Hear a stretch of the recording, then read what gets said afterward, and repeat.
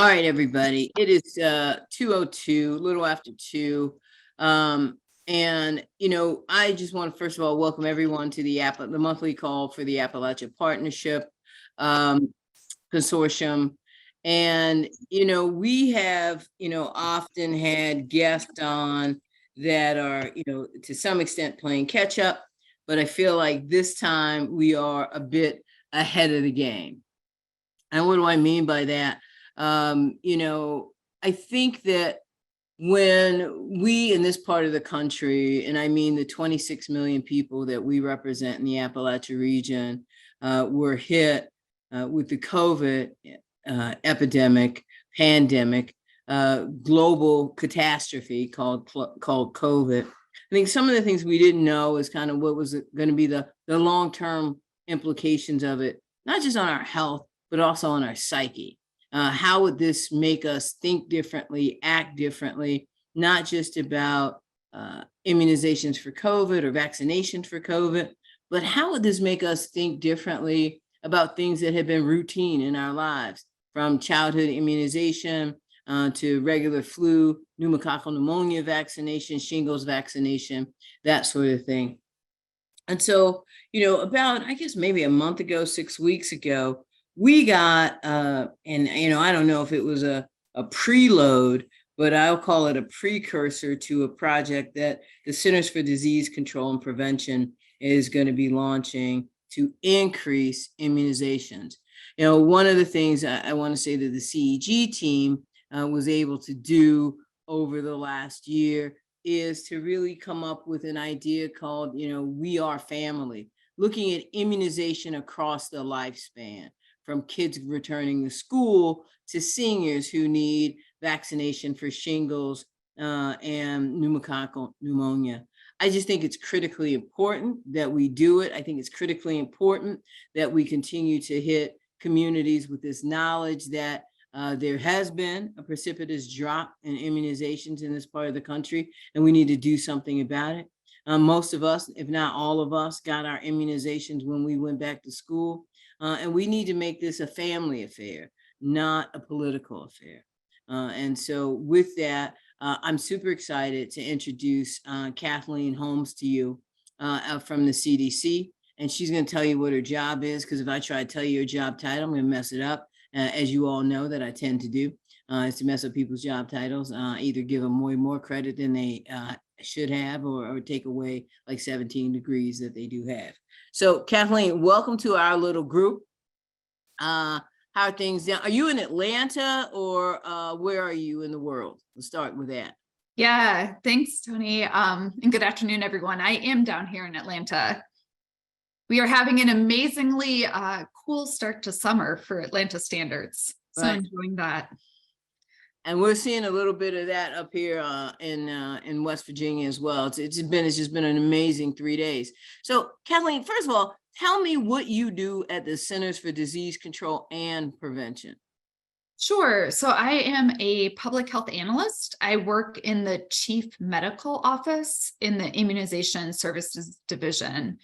And so in this role, I'm helping to coordinate Let's Rise, which, Tony, you mentioned is our new initiative to understand the pandemic impacts on routine immunization. And then once we understood what happened, to come up with a strategy to address any declines that occurred. Okay, now you said a whole lot of words there, Kathleen. That was a whole lot of words. You said that you are in the office for immunization. Did I get that right? Mm-hmm. The special somebody, so some big muckety muck. You're in a big muckety muck office, is what I understand, right? Chief Medical Office. Yes. Chief Medical Office, that's a pretty big deal. Would you say, or no? I mean, is that not a big deal?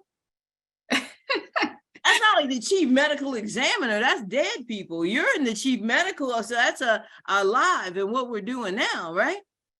Yes, and it's part of our office of the director, just a situation. Okay, see, so it is a big muckety muck job. If you're up there in the director's office, I would think that that's a muckety muck job, right? Muckety muck.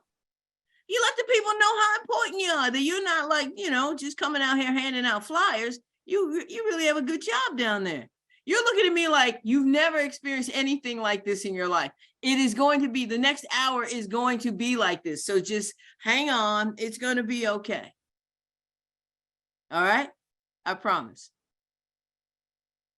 And I should note, Tony, that I am not here alone. There are others of my colleagues from the Immunization Services Division, those that are supporting Appalachia and rural health in general that have also joined to be with me They're muckety today. mucks too. They're muckety mucks too. Yeah, Right. and so if they don't mind, I don't know if they have the opportunity as well. I see folks putting their names and organizations in the chat if they also want to. We got we got Alexi just joined that. Now that's a muckety muck. See, she knows she a muckety muck. Are you a muckety muck?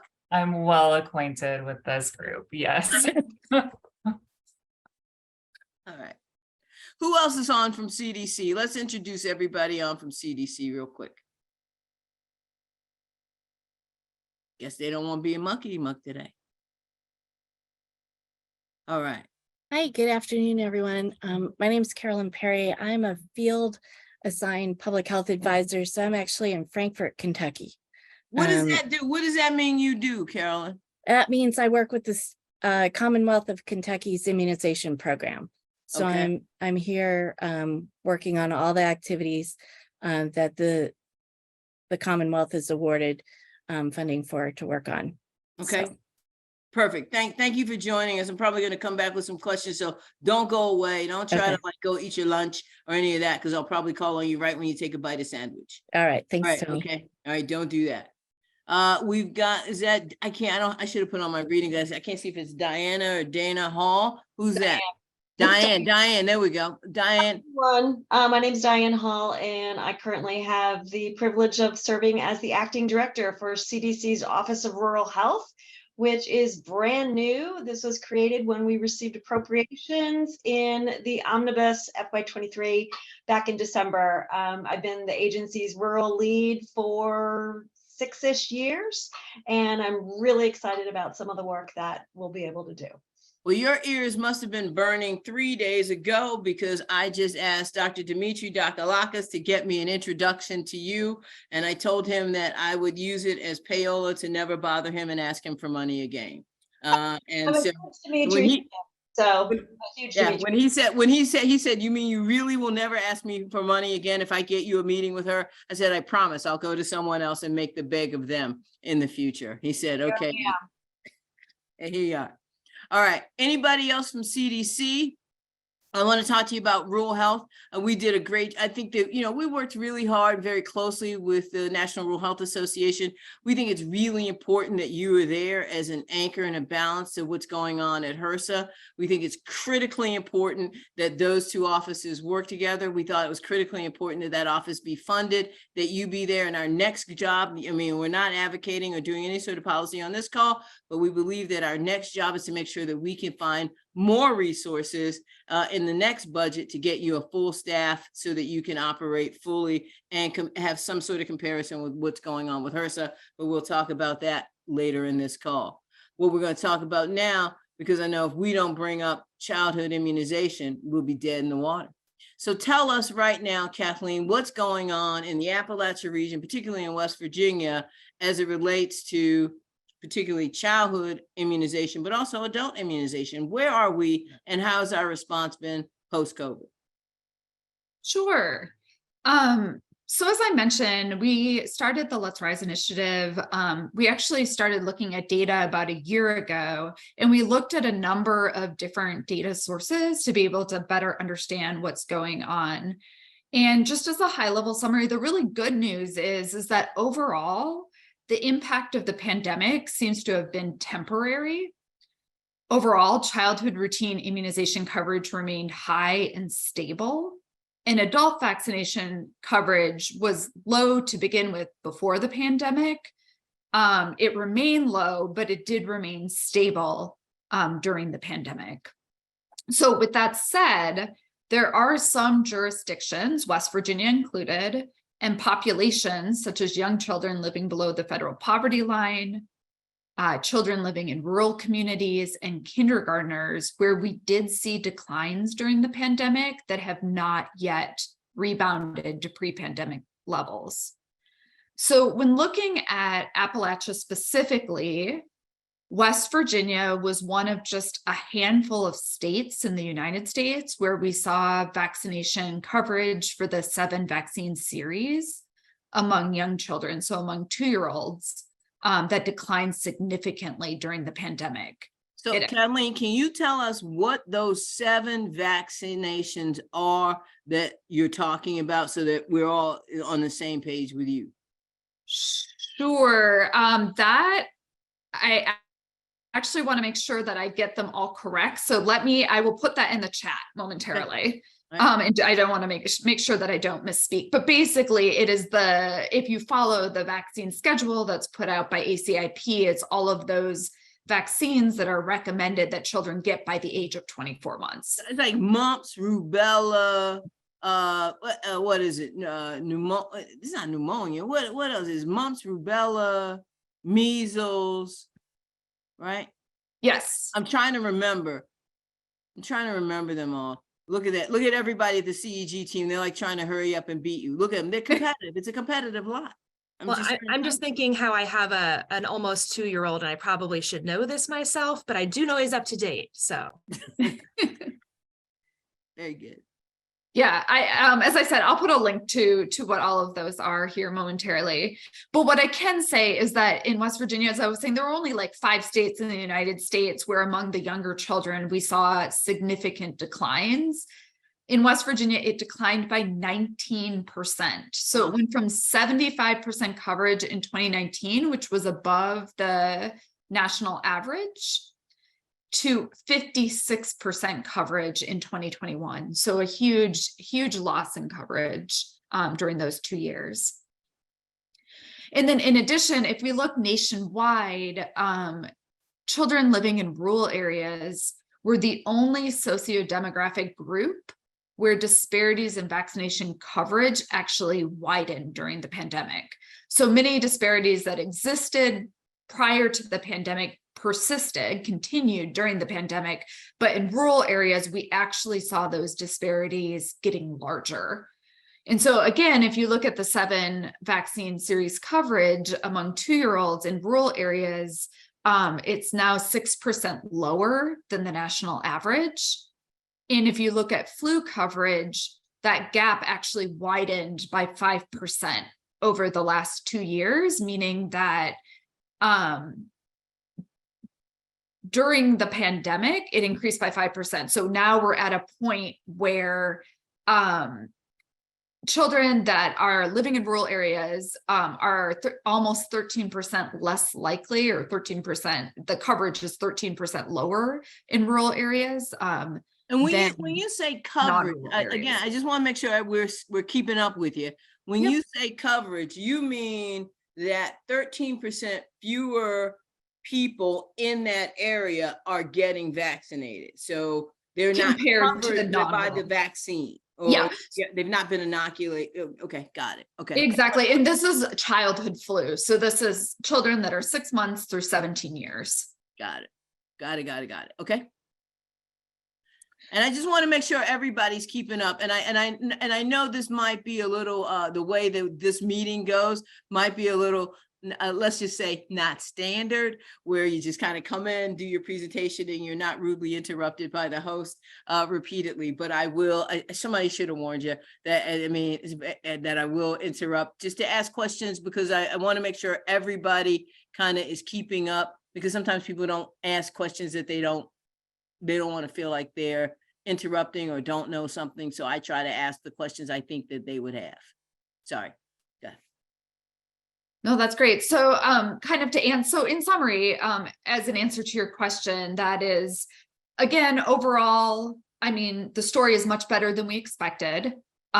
We saw declines initially, but they rebounded. Most of them, the declines in coverage we saw were temporary, but there are these areas where declines continue. And that is what we are looking at CDC. We want to make sure that we identify these communities and make sure that we support them in getting caught up. And is that what RISE is to identify the communities, then what, put kind of pop-up immunization clinics there, or to help organizations get capacity building to talk about immunization? What is the point of RISE? What are the goals? What's the mission of it? Yeah, that's a great question. So Let's Rise is, we launched it publicly in January. And really the goal is to get routine immunizations back on track in communities where there were declines during the pandemic.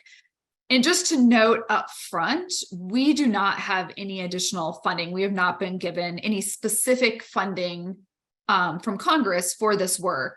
So it's really about working with our partners, so healthcare partners, health departments, community partners, and schools to prioritize and target existing resources and activities to ensure that we're including these communities that fell behind on their vaccinations. And really, nothing that we're promoting is new or innovative. It's really about getting back to doing what we know works well as we transition from an emergency response to recovery, and when we have more time to go back and implement these strategies again. We're also really interested in building upon and continuing partnerships that were forged during the COVID-19 pandemic. So to answer your question specifically, what are we doing? Some of the things that we're doing, so we're providing data so that partners know which communities were most impacted and that they can target resources to catch up in those communities. So can I email you and say, we're working in these 423 counties of Appalachia. Can you do county level data for us and say, you know, you need to be in this county, in this part, and not in that county? How can we A, access data that you may have? B, how can we most effectively use the data that we're going to collect from you? Yeah, so the data that we've collected, first, you know, the best data at a jurisdiction level is via the public health department's IAS data. I understand IAS data quality varies by jurisdiction, but going through the state health department to see on their website or contacting them to see if they have coverage data that they are able to share is one good place to start. We also, from a vaccine, because we help with the vaccine for children vaccine orders, we do have our tracking system, and we have provided jurisdictions at a county level data that looks at the 2 years after the pandemic began compared to the 2 years before the pandemic began, to see how at the county level orders compare. So we've identified and flagged counties where orders decreased by more than 30%, counties where you saw orders decrease from 10 to 30%. And again, you know, vaccine orders are a proxy for administration. It's not a direct correlation, but it does give you some ideas of counties where you want to go and have conversations and find out what's going on and kind of ground truth that as a potential area to target. But I think the best way initially to start off is going through the local or state health department, who should be able to help identify at a county or a, you know, at a lower level, Right. sub-jurisdiction level, where to focus. Right. Okay. All right. And I don't know, do other colleagues on the line have anything else that they'd like to add on that point? I'm gonna pivot for a second, and I'm gonna come back to you because I'm gonna go over to is it Dr. Hall or Ms. Hall? Tell me which or Diane. What do you want me to call you? I don't want to call it. Diane, I did work really hard in grad school, so I do have a PhD, but just call me Diane. No, if you earned one, I gotta call you one. Sorry. That's just kind of the way I roll. I gotta call you Dr. Hall. So All here right, you my mom would be pleased. Yeah, yeah. I mean, I would put it on all your correspondence too. So here we go. So help me understand what then the priorities of the Office of Rural Health are going to be for CDC? Because I would imagine it is stuff like this, right? How do we increase awareness in rural communities that are under-resourced, have higher impact, and have, in some cases, I honestly just think, have not had the access to people like you and people like Kathleen to say, how do we devise more reasonable solutions in 2023? So tell me what your office is going to do, or tell everybody. What, you don't have to just tell me, because I'm going to call you later, but. Sure, call me later. So initially this first year, we are in the process of standing up the office, which, as you might guess, in the federal bureaucracy means lots of paperwork and creating a mission and a vision and getting approval to hire. Right now, there are 3 of us in the office, which is not nearly enough. Congress has specifically tasked this office with working with the agency on developing CDC's rural strategic plan, and we have allocated some resources to focus on that. So that is one of our areas of focus. We're having a lot of conversations about the data that we're able to make available. I did put a link in the chat for a rural health mapping tool, which is something that we developed with NORC out of the University of Chicago. And essentially, this mapping tool includes publicly available county level data, initially with COVID, but now that the public health emergency is officially over, we'll be archiving that piece of it. But we did make sure to include other data with different types of outcomes, such as mortality, different data on the leading causes of death. There's some social determinants type data in there.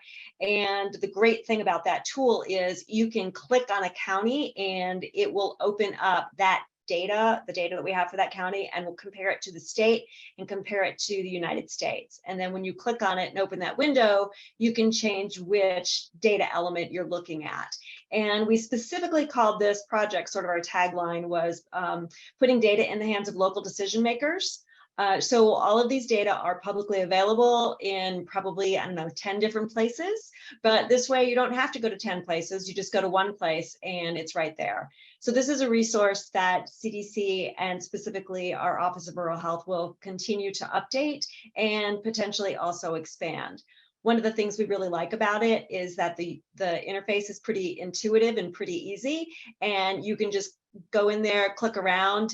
If you're the type of person who's sort of a data wonk and you want to see more about the data sources, if you go to the bottom of the tool, there's a link that says methodology and data, and it will tell you which data source and the most recent update for it. And so we'll continue to support efforts like this. We think it's really absolutely critical to make it easy for people to find data that are publicly available. And I work really closely with my fabulous colleagues in the Immunization Services Division. Part of what we'll be focusing on is helping the rest of the agency really think through how to address virality in the work they're already doing. We don't need to hire separate subject matter experts on chronic disease or immunization or injury because we've already got fabulous experts across the agency. So our task is to help them better understand the rural context and think about how to incorporate rurality in the work they're doing. And as you started off, Tony, if we keep lagging on vaccines and start losing ground in preventing vaccine preventable diseases, that's a huge problem. And so that's one of the areas that we've highlighted as a particular topic that we think is absolutely critical as one of the first topics that we'll be working on. Right. Thanks. And so, one of the things, and we're going to stick with this conversation and dialogue around immunization, but I also want to kind of frame out for you, our work is that, and everybody who works here or probably is on this call has heard this analogy before, except you. And that is that I like to say that there's a train roaring through Appalachia. And that the engine of that train was, the pill mills that some of us remember, but now it's poly drug use driving that train with hepatitis C, hepatitis B, hepatitis D, hepatitis A, educational development, workforce development challenges, economic development challenges, with the caboose of that train being HIV, because many don't know or still unaware that there's an HIV outbreak in West Virginia. But I also say that that train is weighted down with the impact of coal on the environment, on the economy, and on the psyche in this region. And so I think it's critically important when we're having conversations about things like immunization, that we understand that it too is another car in that train. It is not out here in isolation. Particularly, I have really been hoping that we could do more work with our MAT providers, our medically assisted treatment providers, because in this part of the country, I just believe that they put their hands on the people we need to touch, whether that's for PrEP education, immunization education, or whatever it is, but we've got to go to them because they don't typically come into us, particularly in this part of the country. We've got to go into those hollers. So folks like on our team are training community health workers that can go into the hollers, who are from the hollers, who know the hollers, to be able to take in that information around immunization, HIV, and other health conditions. Also wanted to kind of highlight what we'll probably talk about on the call hopefully in coming months, is the work that Tricia Christensen on our team is doing around opioid settlement dollars, or opioid abatement dollars. People call them both things, but she has created one of the, I think, dashboards around rural communities, or the Appalachian community, that has, actually the National Governors Association has asked her to do presentations, as have others, because it's usually just North Carolina dashboard that people think of, but she has created this massive, it's not as pretty. I mean, I'm just saying, it's not, Tricia, it's not as pretty as the North Carolina dashboard, but it's awful good looking. So I think she just sent you a link to it as well.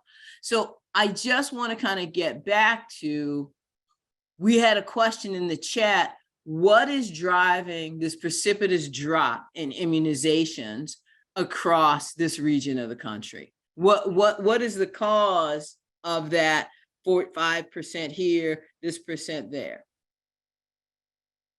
Yeah, that's a great question. And that's something that we are still trying to parse out in the data. One of the things that we have looked at was access. So initially, when the COVID pandemic first began and healthcare services were impacted, I think that's why we saw a precipitous decline in immunizations. But as healthcare services started to open back up and really, kind of by midsummer 2020, towards the fall of 2020, there was a huge effort amongst healthcare providers, and to their credit, to make sure that young children were still coming in for their routine appointments. And I think that really speaks to the fact that we didn't see a persistent decline. But I think in places like among kindergartners and in rural areas, it's probably a combination of many different factors. It continues to be some access. There are VFC providers that declined during the pandemic. I think it is also spill over as COVID-19 vaccines became very politicized during the pandemic, and there were rightfully many questions around the COVID vaccine being a new type of vaccine, that in turn, some of the increased amplification of information and misinformation around vaccines also impacted routine vaccines. This has not been overall. The data that we've seen suggests that a vast majority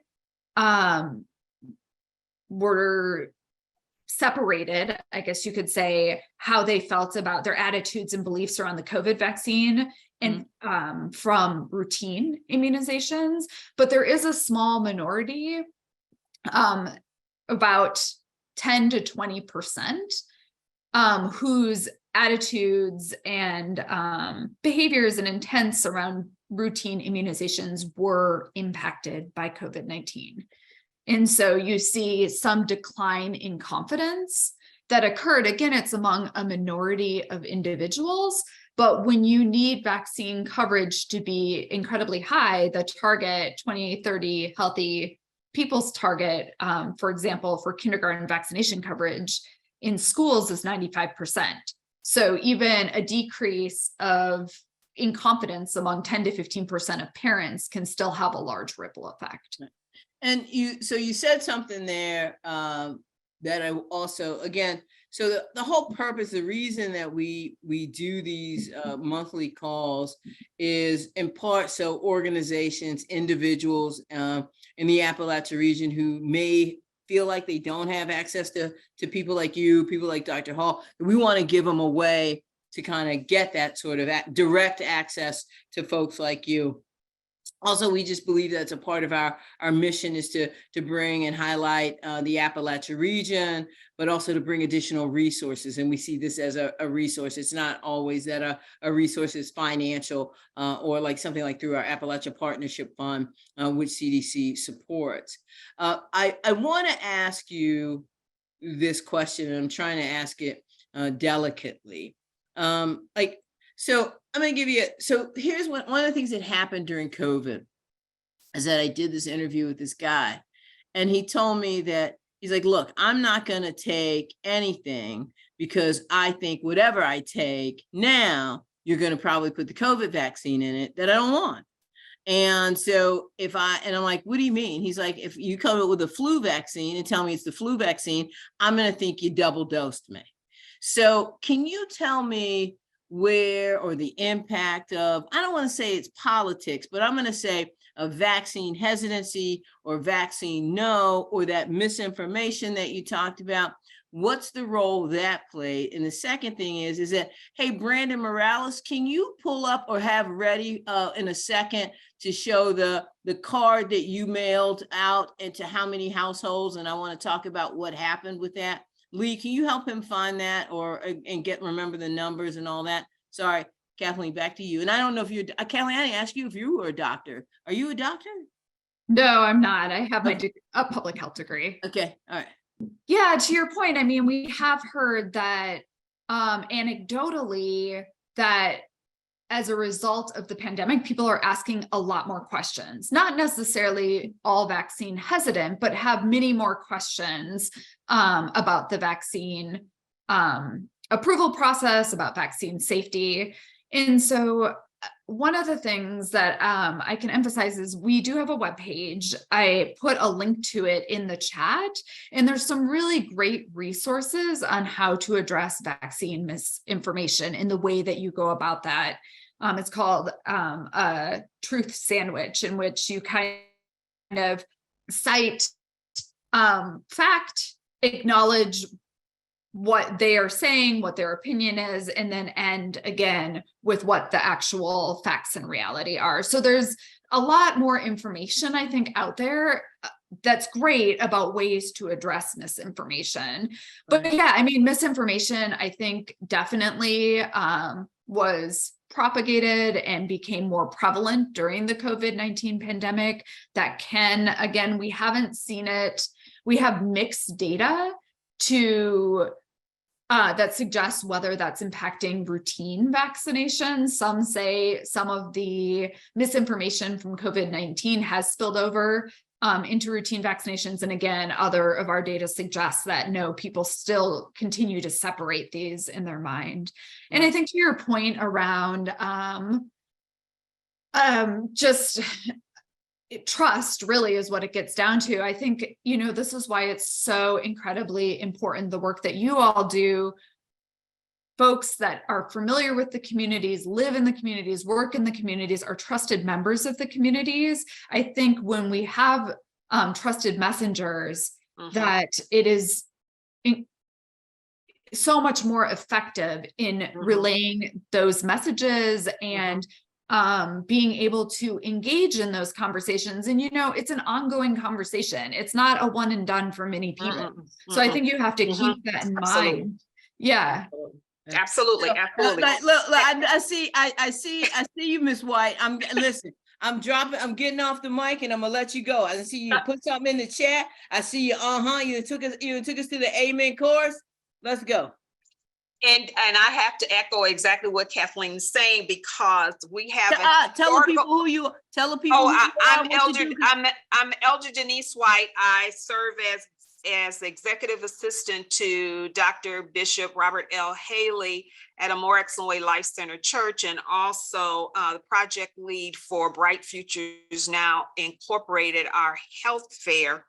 And we've been working with CEG now for the past, I think it's the past 3 years or so, doing this kind of work around community engagement. And so as Kathleen was talking, I know one of the issues that we have faced around vaccine hesitancy is that whole trust issue. And this goes back historically, even further back than COVID-19. We're talking about people who recognized and were unfortunately victims, or their families were victim of Tuskegee experimentation. And in certain pockets of the population that was identified, whether it was in Appalachian or other places in the South or even in the Midwest, there is a trust issue that needs to be addressed, and it's filtering through to generations continually, because grandma or grandpa or auntie talked about, well, when I went to the doctor,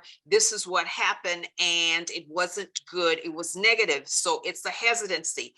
That's one issue. The other issue surrounding access is we have an economic and political issue that is impacting on the availability, the viability, the access issue for particularly the young, those Gen X's, those millennials that they're getting information from a variety of sources. And as you mentioned, that misinformation continues to cultivate. They say that the data point for each of us is everyone that is on this line, you have a circle of influence of 250 people. Now, if you amplify or multiply that 250 just by the people who are on this call, think of the reach that is. So one person can influence 250 people by information that's good, bad, or indifferent.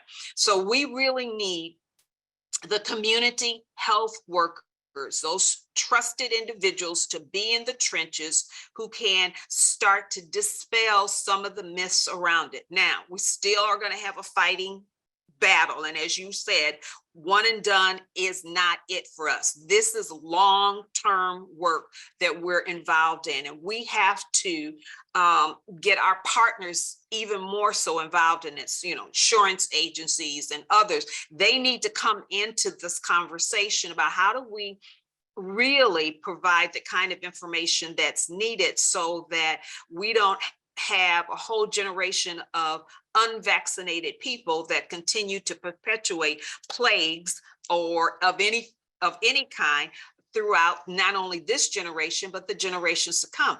I have grandchildren and great grandchildren, believe it or not, even though I don't look like it, but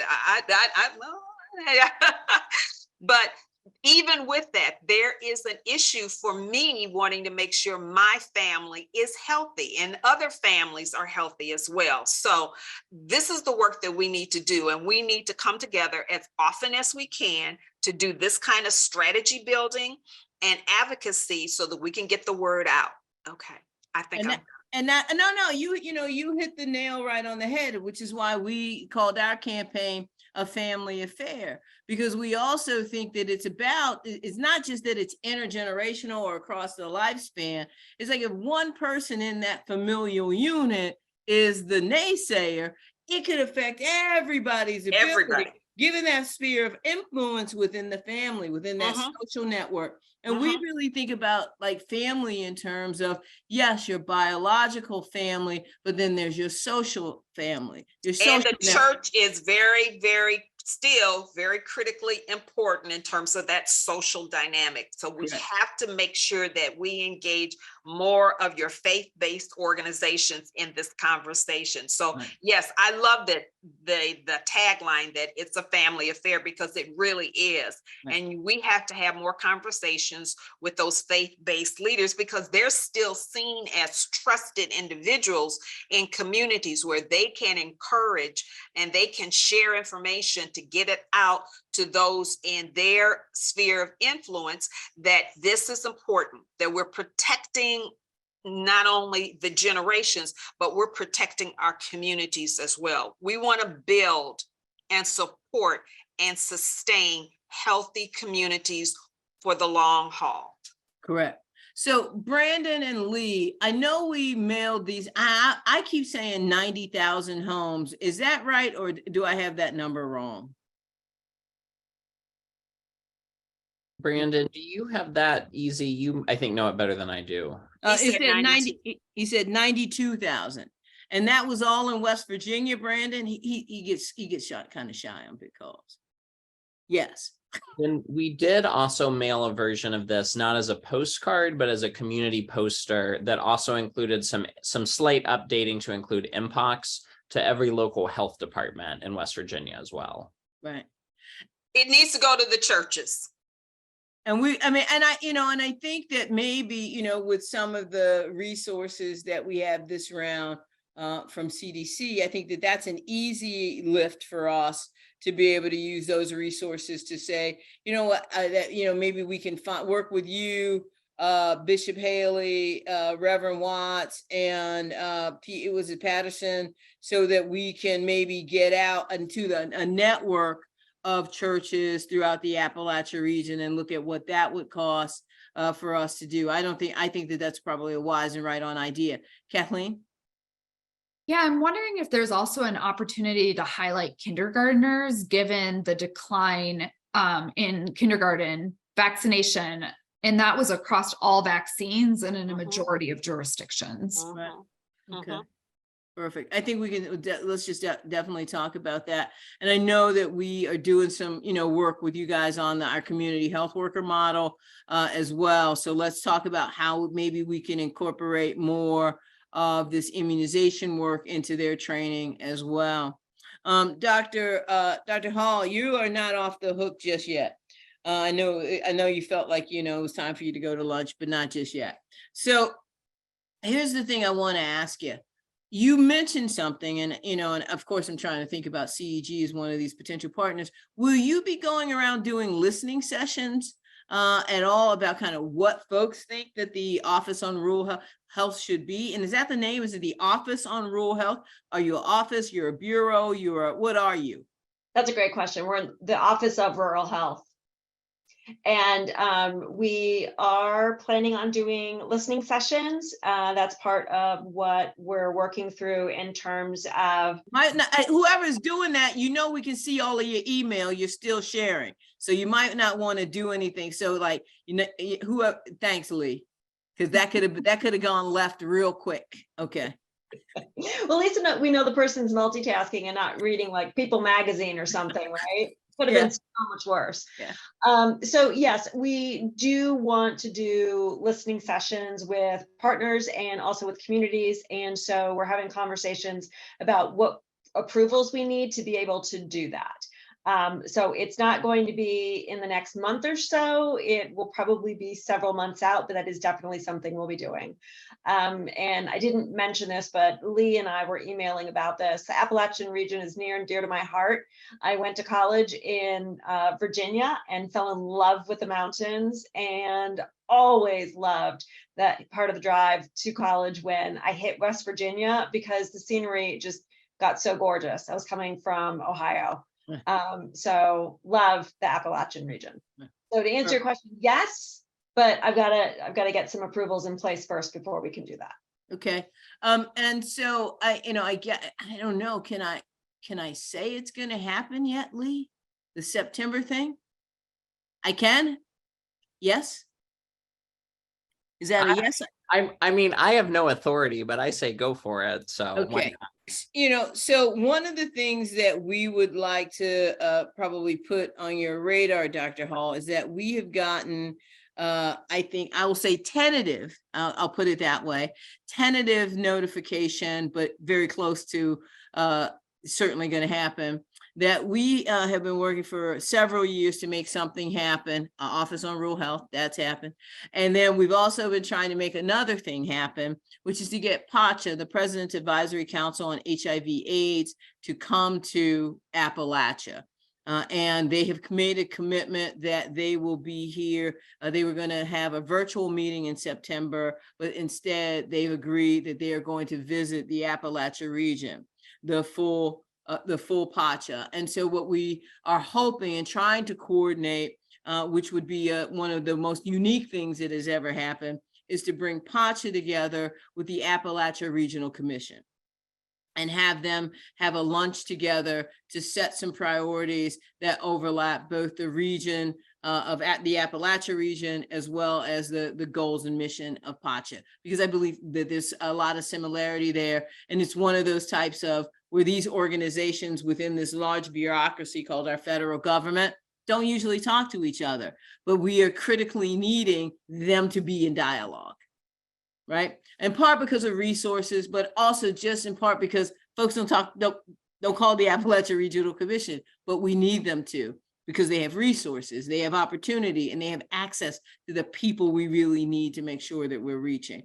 I'm saying all of that. You're like, what's that long preamble? You know what it is. I'd really like it if you were here, because I think this will be critically important going forward for you, for your office, because one of our goals for us, policy-wise, is to figure out strategies to make sure that we can have Appalachia in notices of federal funding opportunity, that we can have funds that move across state lines. Right now, ARC is one of the only organizations that allows that moving across state lines.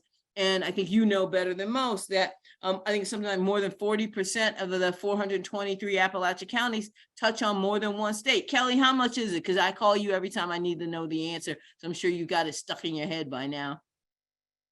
You said no. I made you stick other stuff in your head. Yeah, a ton of other stuff. I'll look it up for you real quick. Okay, but I think it's like 40 or 44% of the counties touch on more than one state. So we've got to figure this stuff out. We've got to figure out how we're going to be moving stuff across state lines, whether it's immunization, education, or whether it's anything.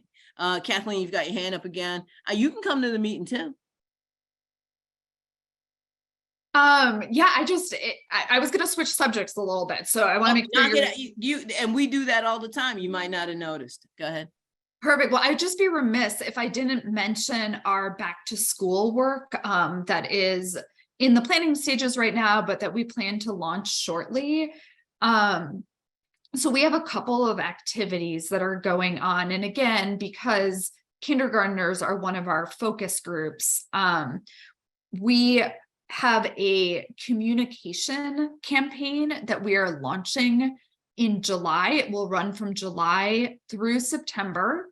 It is nationwide, and really it's targeting parents of 6 to 12-year-olds to keep immunizations top of mind and encourage them to make sure that their children are up to date on their vaccinations. And I just want to make you aware of this because all the communication assets, we will be marketing them, like digitally marketing them, but they will also be on our CDC website. We will have a back to school immunization website, which as soon as it goes live, we can share that link, Tony, with you and you can share it out.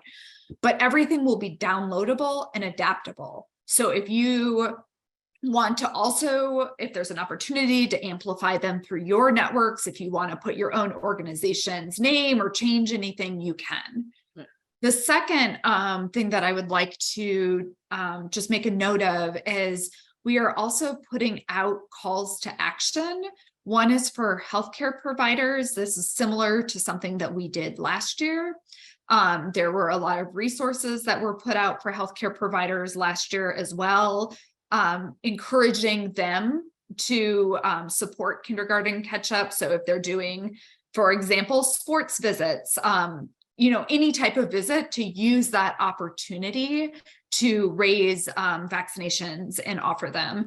But this year, we're also doing something new. We're also putting out a call to action for school leaders and school health service staff.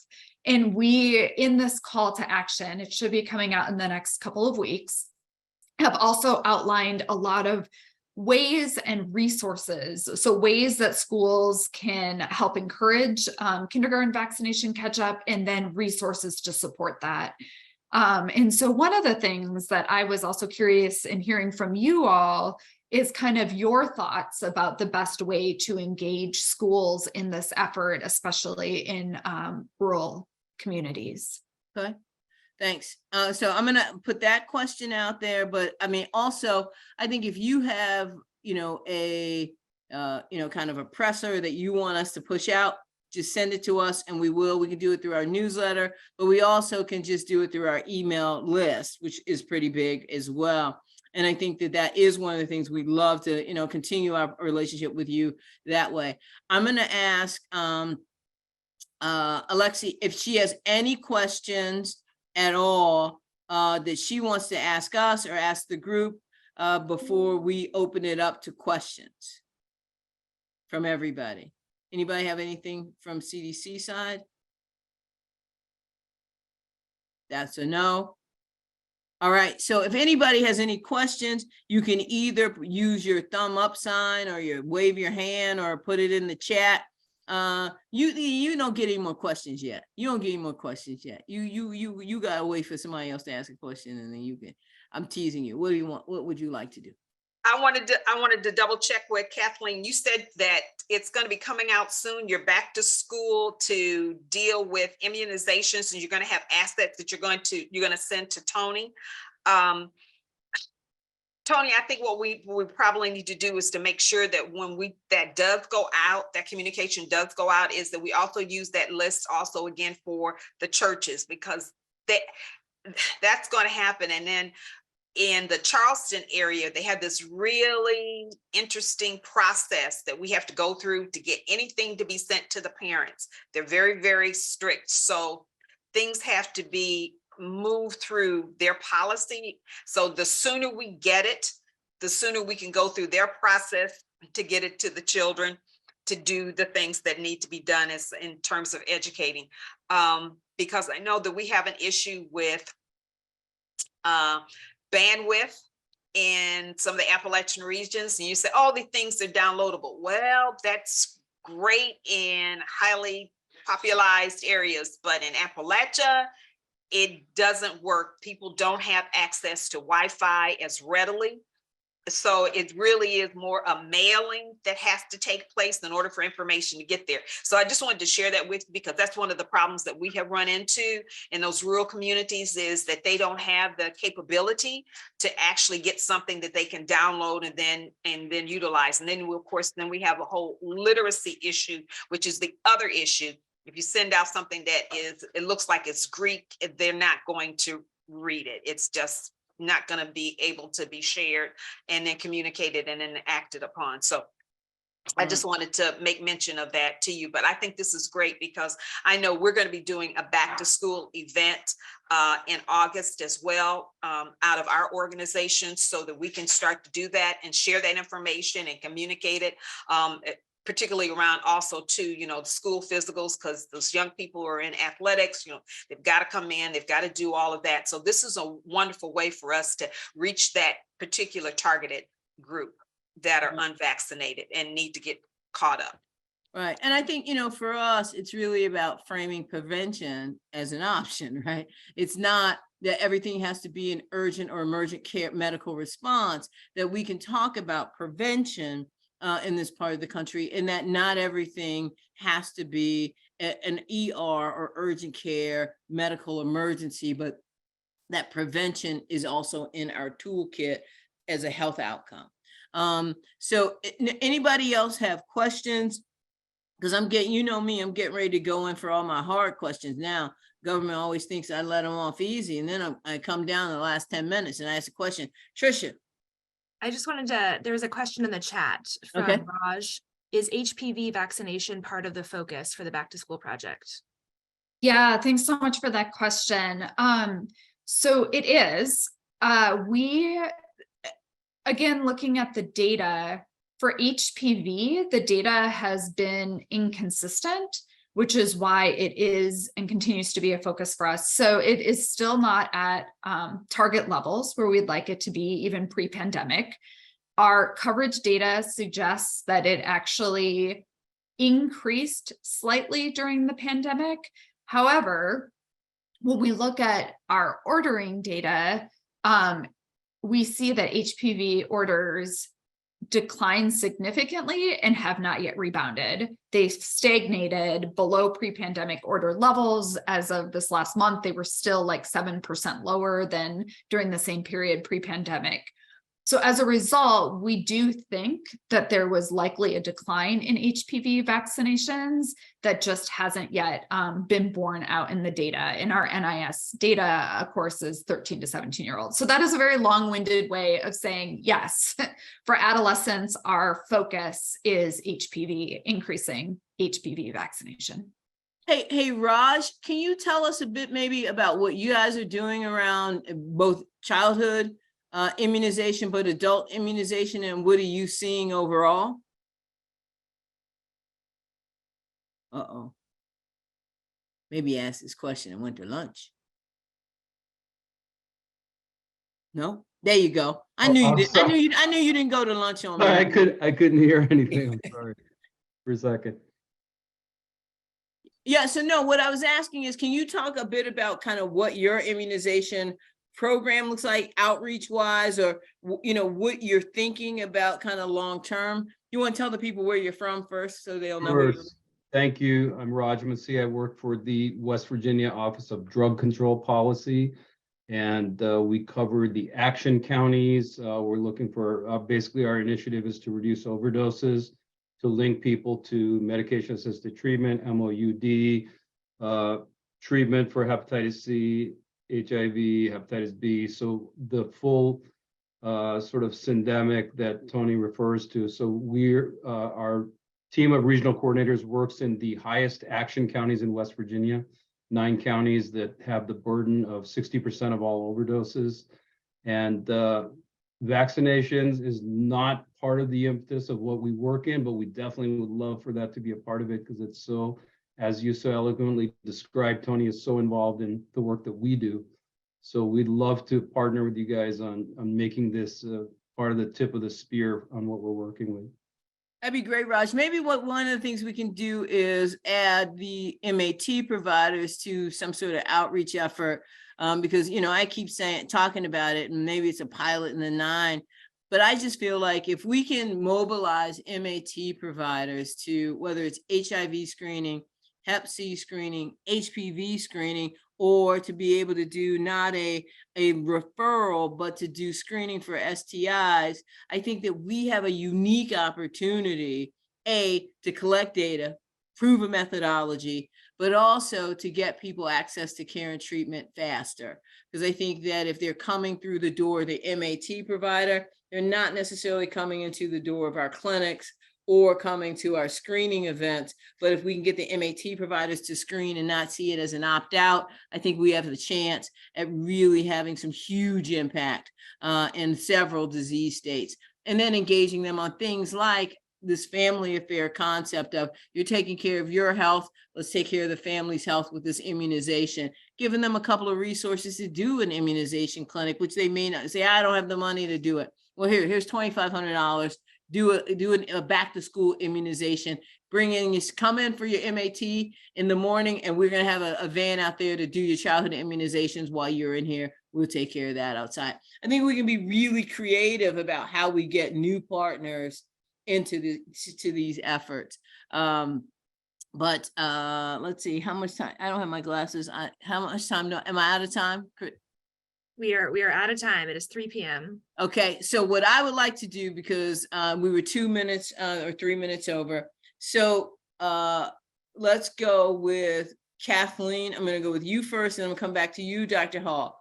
Tell everybody on this call, what are the top 3 things you need them to do to help you do your job right, well, and better? Not that you don't do it perfectly already. Yeah, no, I mean, thank you all so much for the opportunity to be here today. I think working with partners, community partners, is absolutely critical to our work. And so I think for me, just continuing to be able to, one, hear from you about the realities of what's going on, what the needs are, communication, what works. I think that that is really important. And then from our part, I think just being an avenue to amplify this information and continue to be trusted messengers and carry the message of why immunization is important in these communities is, I would say those are my three things. Perfect. Can you put your email address in the chat? And you may have done it earlier, but can you put it in there again so people can, nobody wants to scroll through all that.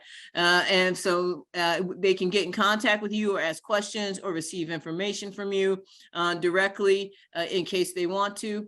Now, last but not least, Dr. Hall, give me the top 3 things you want people on this call to help you with to stand up this Office on Rural Health. I can think of 2. I'm going to have to get back to you on the third one. The first is keep letting us know what is happening in your communities.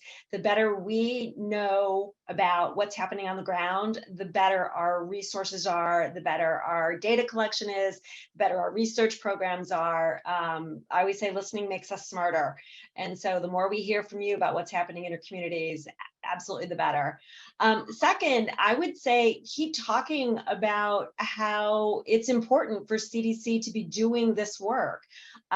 When people were first starting to talk about CDC having an Office of Rural Health, there were some folks who were sort of scratching their head saying, why? We don't really need that.